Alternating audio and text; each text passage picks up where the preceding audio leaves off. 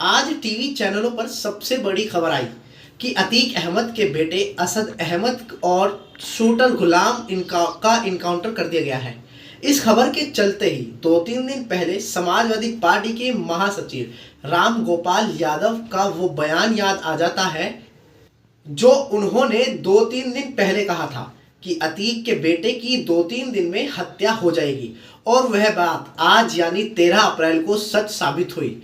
और यह सिर्फ राम गोपाल यादव की भविष्यवाणी नहीं थी, बल्कि उन टीवी चैनलों की भी भविष्यवाणी थी जिन्होंने यह खबर चलाई थी कि 2-3 दिनों में असद अहमद की हत्या हो जाएगी। अब इन टीवी चैनलों की खबर पर सवाल उठ रहे हैं कि इनको पहले से कैसे पता चला। हालांकि खबर के अंत में बोधक चिन्ह की सहारे टीवी चैनलों ने यह खबर चलाई थी। अब इन पर कोई सवाल खड़ा करेगा तो कह देंगे कि हमने अंदाजा लगाया था, लेकिन बोधक चिन्ह के जरिए यह टीवी चैनल्स अपनी बात को कह गए। चैनलों के साथ साथ अब सरकार पर सवाल खड़ा होता है कि क्या पहले से ही ये सब कुछ तय था कि किस तरह से असद अहमद को मौत के ठिकाने लगाना है।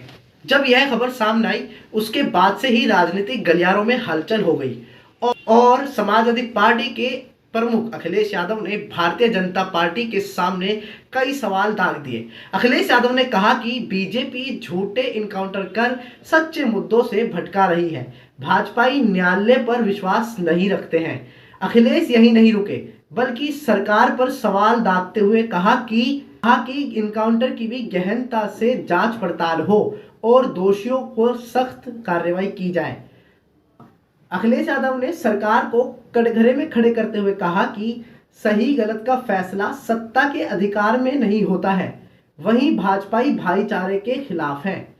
अखिलेश यादव के अलावा AMIM के प्रमुख असदुद्दीन ओवैसी ने सरकार पर हमला करते हुए कहा कि बीजेपी मजहब के नाम पर जान लेती है, बीजेपी के राज में कोर्ट और जजों की कोई जरूरत नहीं है। ओवैसी यही नहीं रुके और उन्होंने सरकार पर हमला करते हुए एक और सवाल दाग दिया कि नासिर और जुनैद की हत्या करने वाले आरोपी मोनू मानेसर को भी क्या इसी तरह से एनकाउंटर किया जाएगा। और उन्होंने सवाल खड़े करके उत्तर भी खुद ही दे दिया। उन्होंने कहा कि ऐसा बिल्कुल नहीं होगा, क्योंकि बीजेपी सरकार सिर्फ मजहब के नाम पर इनकाउंटर करती है और मजहब के नाम पर ही न्याय दिलाती है। नासिर और जुनैद के मुद्दे को उठाकर असदुद्दीन ओवैसी ने एक बार फिर से इस मुद्दे को सबके सामने लाया और नासिर और जुनैद के न्याय के लिए भी आवाज उठाई। आपको बता दें कि असदुद्दीन ओवैसी ने जिस नासिर और जुनैद की हत्या के मामले को उठाया, नासिर और जुनैद, यह मामला राजस्थान के भरतपुर जिले का है, जहां के ये दोनों रहने वाले थे। इनकी मार कर जघन्य हत्या कर दी गई थी और बोलेरो गाड़ी में जिंदा जला दिया गया था, और जिसका मुख्य आरोपी मोनू मानेसर को माना जा रहा था। लेकिन अभी भी हरियाणा सरकार और राजस्थान सरकार के मोनू मानेसर हाथ नहीं लगा है, गिरफ्त में भी नहीं है इनका। आपको बता दें कि जब अतीक अहमद को अपने बेटे के इनकाउंटर के बारे में पता चला तो अतीक अहमद खुद को दोषी मानने लगा और पुलिस के सामने गुहार लगाई कि मुझे अपने बेटे की मिट्टी में शामिल होने दिया जाए। अब आप इस बारे में क्या सोचते हैं कि क्या सरकार सिर्फ मजहब के नाम पर इनकाउंटर करती है या फिर यह सिर्फ एक आरोप है?